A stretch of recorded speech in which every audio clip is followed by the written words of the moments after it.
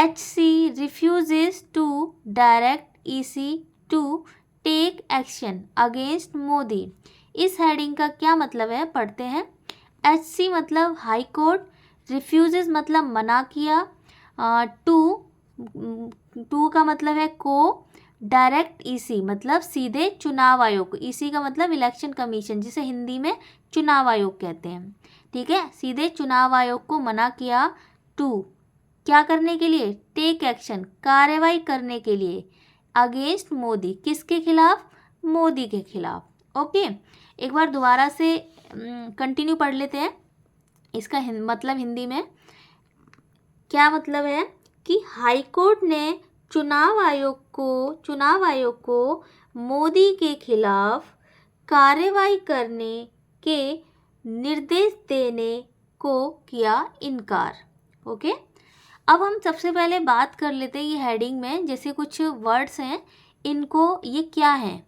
देखो, सबसे पहले वर्ड आया था हमारा रिफ्यूजेस। रिफ्यूजेस क्या है, वर्ब है हमारा। ओके, टू है एक प्रीपोजिशन, डायरेक्ट क्या है, डायरेक्ट है आपका एडजेक्टिव, और अगेंस्ट है आपका प्रीपोजिशन। ओके, अगेंस्ट है आपका प्रीपोजिशन। ओके, तो ये हमारी क्या है, मेन हेडिंग। अब आते हैं हम सब हेडिंग पर। ठीक है, सब हेडिंग पर आते हैं। हमारी सब हेडिंग क्या है, तो पढ़ते हैं। The Delhi high court on Monday, on Monday मतलब सोमवार को, डिसमिस का मतलब है खारिज करना। ओके, खारिज कर दिया। अब पिटीशन का मतलब है याचिका, या किसको खारिज कर दिया, याचिका को। फिर है नेक्स्ट सीकिंग डायरेक्शन, ये सिंगल हम नहीं पढ़ेंगे, पूरा वर्ड पढ़ेंगे, ये पूरे वर्ड्स हैं दो, इनको एक साथ पढ़ेंगे। Seeking direction to the election commission, क्या है कि चुनाव आयोग को निर्देश देने की मांग को क्या कर दिया है, खारिज कर दिया है। ओके, ठीक है, जो कि चुनाव आयोग ने क्या है, कार्रवाई करने की एक मांग की थी, उसको खारिज कर दिया है। किसके खिलाफ, प्राइम मिनिस्टर मोदी के खिलाफ। ठीक है, अब नेक्स्ट है for allegedly delivering communally divisive speech, कथित तौर पर सांप्रदायिक और विभाजनकारी भाषण देना ड्यूरिंग द लोकसभा पोल, किसके दौरान, लोकसभा चुनाव प्रचार के दौरान, कैंपेनिंग मतलब प्रचार करना के दौरान, इन violence of the model code of conduct मतलब आचार संहिता का उल्लंघन माना गया है।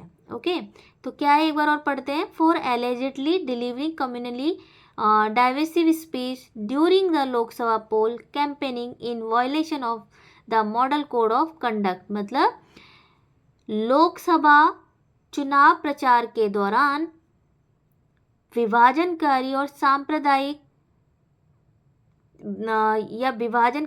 सांप्रदायिक भाषण देना आचार संहिता का उल्लंघन है।